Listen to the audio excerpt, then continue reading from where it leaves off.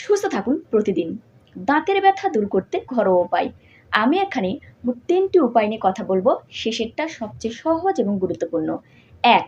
রসুনের ব্যবহার। রসুন দাঁতের ব্যথা নিরাময়ে ঘরোয়া উপায় হিসেবে কাজ করে। রসুনে রয়েছে অ্যান্টিব্যাকটেরিয়াল বৈশিষ্ট্য, যা ব্যথা উপশমকারী হিসেবে কাজ করে। রসুনের পেস্ট আপনার আক্রান্ত স্থানে লাগাতে পারেন। ২. লবঙ্গের তেল ব্যবহার। লবঙ্গের তেলে আছে ইউজেনল এবং অ্যাসিটাইল ইউজেনল।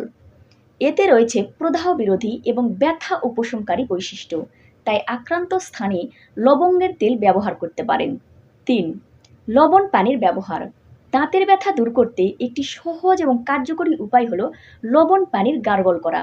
এটি খুব পরিচিত এবং সহজ একটি উপায়। হালকা কুসুম গরম পানিতে সামান্য একটু লবণ দিয়ে গার্গল করুন। প্রতিদিন ২ থেকে ৩ বার এভাবে ব্যবহার করুন, অনেক উপকার পাবেন।